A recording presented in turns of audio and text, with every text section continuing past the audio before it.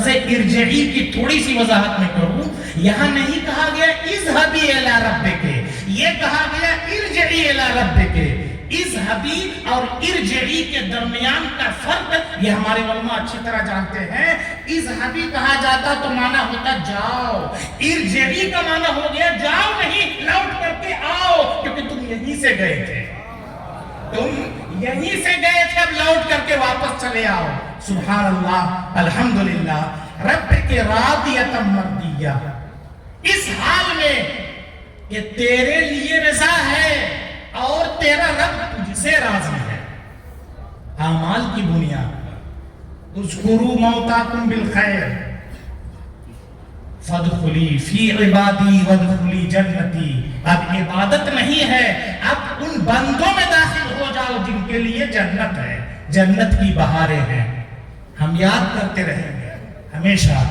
کیسی کیسی باتیں تھیں، اگر وقت ہوتا تو میں آپ کے سامنے رکھتا. آپ اس فصل بہارہ کو دیکھ رہے ہیں، حفظ کی دستار بندی ہوئی، فضیلت کی دستار بندی ہوئی. میں اپنی تقریر شروع بھی نہیں کروں گا آج، اور یہ اس لیے نہیں شروع کروں گا تاکہ یہ میرے اوپر ادھار رہے، اور انشاءاللہ العزیز پھر کسی موقع پر میں اس کو ادا کروں. یہ فصل بہارہ آپ نے دیکھی، سروں پر دستار آپ دیکھ رہے ہیں، مگر ان سروں کو دستار کے لائق بنانے میں کتنی تقویٰ ہوئی ہے آپ نے نہیں محسوس کیا. سنیے، جامعۃ المصطفیٰ کو آج آپ دیکھ کر کے چلے جائیں گے تو آپ کچھ نہیں دیکھ پائیں گے. اسے دیکھنا ہے تو اس وقت آئیے گا جب بچے امتحان کی تیاری کر رہے ہوتے ہیں، جب بچے قال اللہ و قال رسول میں لگے ہوتے ہیں، تب آپ کو سمجھ میں آئے گا جامعۃ المصطفیٰ ہمیں کیا دے رہا ہے. اللہ اکبر. میں بارہا آتا رہتا ہوں، اساتذہ کرام اس کے گواہ ہیں، ذمہ دار حضرات اس کو جانتے ہیں، اور دیکھتا ہوں کہ یہاں کس انداز میں تعلیم ہو رہی ہے. جس درسگاہ کے قریب سے گزرے یہ اساتذہ ہیں، کبھی مولانا جاوید اظہری صاحب کھڑے ہو کر کے بورڈ میں پڑھاتے ہوئے نظر آ رہے ہیں، کبھی مولانا عرفان صاحب اٹھ کر کے بورڈ میں پڑھاتے ہوئے نظر آ رہے ہیں. آپ نے درسگاہوں کا مزاج دیکھا ہوگا، بیٹھ کر کے آرام سے اطمینان سے پڑھایا جاتا ہے. جامعۃ المصطفیٰ نے یہ بھی مزاج دیا ہمیں کہ نہیں، بچے کو اگر ضرورت ہے سبق لکھ کر کے سمجھنے کی تو کوشش یہ کی جائے کہ اس کو لکھ کر کے سمجھایا جائے. مختلف طرح کے صیغے جو فارسی اور علم صرف کے ہیں، یہ حضرات اس کو لکھ کر کے بچوں کے سامنے رکھتے ہیں. حفظ قرآن کا مسابقہ آپ کے سامنے آیا، اس حفظ قرآن کے مسابقے میں آپ نے محسوس کیا ہوگا ایک سے ایک جید حفاظ آپ کے سامنے آئے. یہ آخر ہے کیا؟ یہ ان حفاظ کے لیے ایک رہنمائی اور ایک رہنما اصول ہے جو یہاں پڑھتے ہیں، تاکہ ان کے لیے بھی آئندہ راہ ہموار رہے. اور جتنے مدارس ہیں سب کے لیے راہ ہموار ہے، سب کے ذہن میں، سب کے فکر میں یہ بات آئے.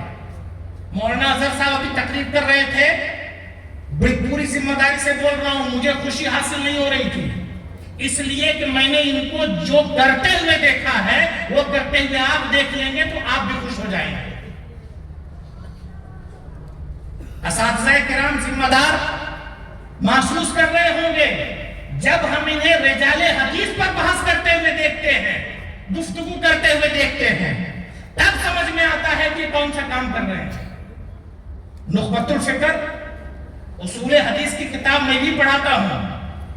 اس کتاب کو پڑھائیے 6 مہینہ نہیں، سال بھر نہیں، 2-3 سال تک ایک کتاب پڑھائیے، تشفی نہیں ہو پاتی ہے، لگتا ہے کچھ نہ کچھ باقی رہ گیا ہے. الحمدللہ ثم الحمدللہ رجال حدیث پر جو ان کی نظر ہے، اس نظر کو دیکھ کر کے مجھے بہت خوشی ہوتی ہے. انشاءاللہ العزیز کام ہوگا اور ایسے ہی لوگوں سے کام ہوگا.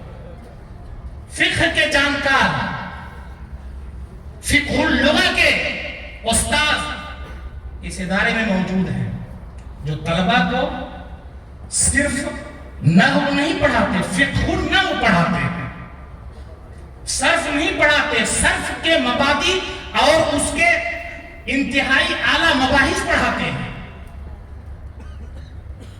مفتی شاہد صاحب آپ کے سامنے ہیں، فقہ کے دقیق مسائل ان کے سامنے آتے ہیں اور اس کی اصلاح فرماتے ہیں. لغت کے اعلیٰ سے اعلیٰ انداز میں بچوں کے درمیان تشریح ہوتی ہے لغات کی. یہ اساتذہ ہیں, ہو سکتا ہے میرا موضوع آپ کے لیے خشک ہو, آپ کو سمجھ میں نہ آئے, لیکن یہ چیزیں یہاں ہو رہی ہیں.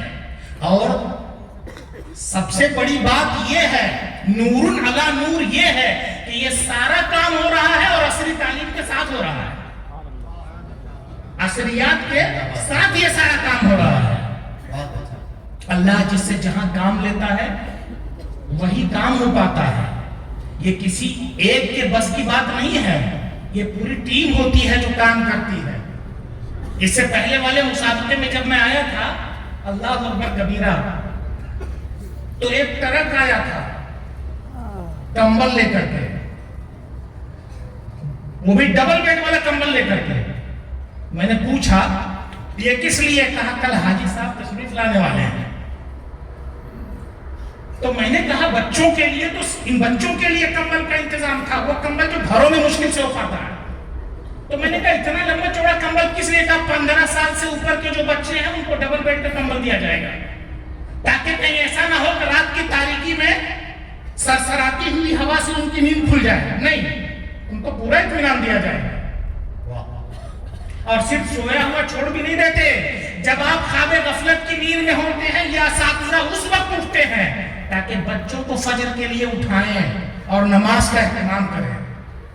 جب ہم سونے کی تیاری کر چکے ہوتے ہیں, بلکہ بستر پر جا چکے ہوتے ہیں, تو اساتذہ اس وقت اٹھ کر کے دیکھتے ہیں کس کمرے میں کون بچہ پڑھ رہا ہے, کون کھیل رہا ہے.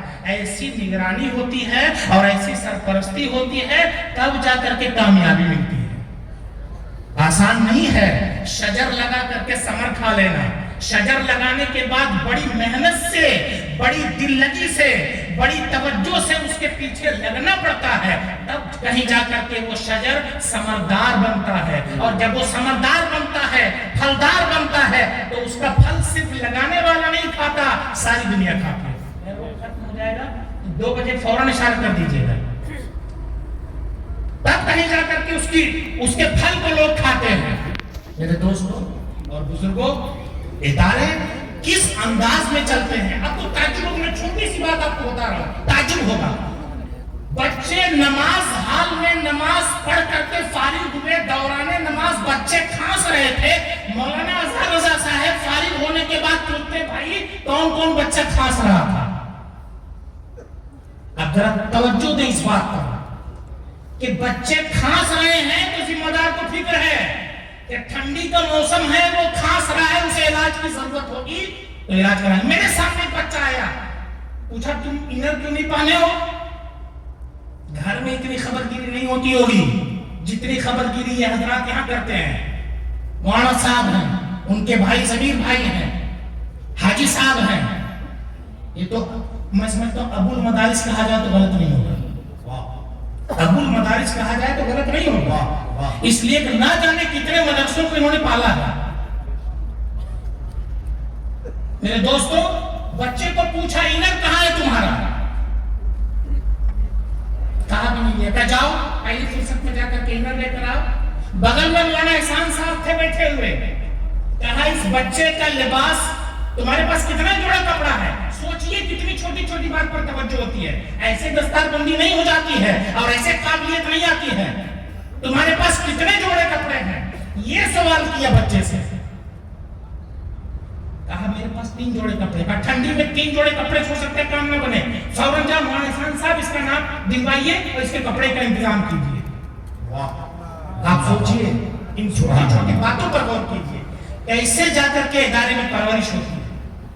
ڈائننگ ہال کو آپ عام دنوں میں آ کر کے دیکھیے گا, یہ جو باورچی خانہ ہے نا, اس کو عام دنوں میں آ کر کے دیکھیے گا.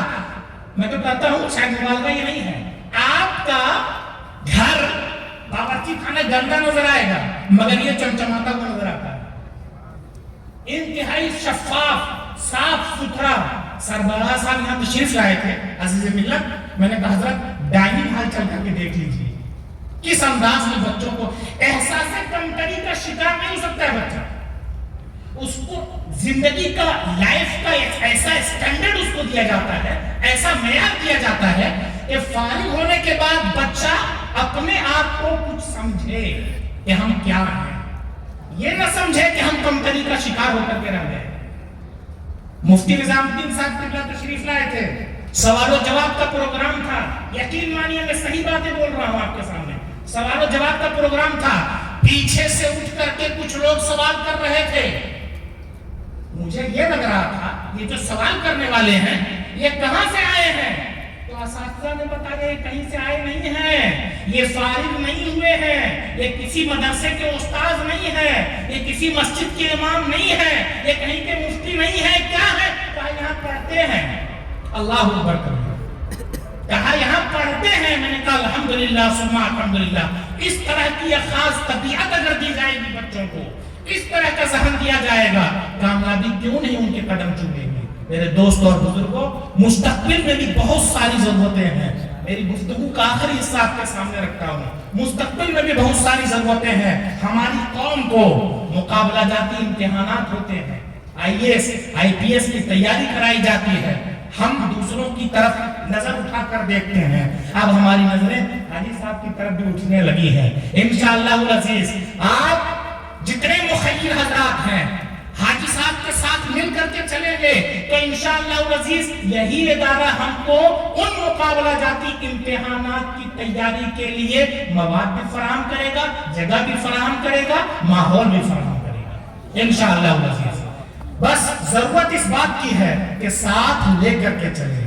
یہ ادارہ آپ کو جو چیز دے رہا ہے اس کو دیکھ کر کے آپ کو رشک آئے گا۔ میں نے بس اپنے مختصر جملے میں کہا آپ سے کہ آپ کو اگر جامعۃ المصطفیٰ دیکھنا ہے عام دنوں میں آ کر کے دیکھیے، جب پڑھائی ہو رہی ہو، جب امتحان کی تیاری ہو رہی ہو، جب بچے کھانا کھا رہے ہوں، جب ڈائننگ ہال میں بچے موجود ہوں، جب نماز کے لیے بچے موجود ہوں، تو اس وقت آ کر کے آپ دیکھیے آپ کو حقیقتاً جامعۃ المصطفیٰ نظر آئے گا۔ آج آپ کو جلسہ دستار بندی نظر آئے گی، لیکن جامعۃ المصطفیٰ جس جلسہ دستار بندی کی تیاری کرتا ہے وہ ماحول آپ کو اس وقت نظر آئے گا۔ میں تو جو بچہ سامنے آتا ہے لوٹا دینے کے لیے پانی کا، اس سے بھی سوال کر دیتا ہوں، اس سے بھی کچھ پوچھ لیتا ہوں، کیونکہ میں سمجھتا ہوں کہ اس میں بہت سارے ایسے ہیں اساتذہ میں جو شاگرد جن کو پڑھانے کا مجھے شرف ملا ہے، تو اس لیے مجھے دقت نہیں ہوتی ہے پوچھنے میں، تو میں ان سے بھی سوال کر دیتا ہوں، اور خوشی ہوتی ہے اس بات کو لے کر کے کہ بچہ گھبراتا نہیں ہے۔ ایک ہوتا ہے جواب دے لے جانا، ایک ہوتا ہے جواب نہ دینا، اور ان سب سے پورا کام ہے بچے کا گھبرا جانا۔ یہ بات ہے خود اعتمادی کہ بچہ گھبراتا نہیں ہے۔ میرے دوست اور بزرگوں، ادارہ آپ کو بہت کچھ دے رہا ہے، ادارے کے ذمہ داران سر سے پیر تک، صبح سے شام تک، نہ جانے کون کون سے وقت میں یہ ادارے ہی کے بارے میں سوچتے ہوں گے، میں نہیں کہہ سکتا۔ آپ حضرات بھی اسی طور پر ادارے کو ساتھ لے کر کے چلیں انشاءاللہ العزیز۔ مستقبل کے اور بھی بہت سارے عزائم ہیں، اللہ رب العزت ان سب میں ہمیں کامیابی عطا فرمائے گا۔ وآخر دعوانا